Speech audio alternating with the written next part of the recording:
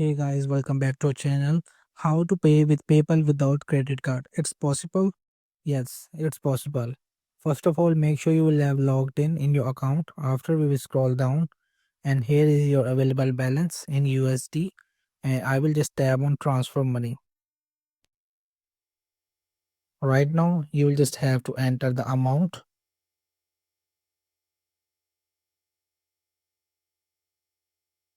and right now we will just select it in 1 minute or 1 to 4 days. So we will just tap for 1 minute. So if you just have to transfer in 1 minute, you will just have link a debit card. And if you don't want to create a debit card, so you will just select the 1 to 4 days. So right now there's an option second link a bank. So just tap for link a bank as well.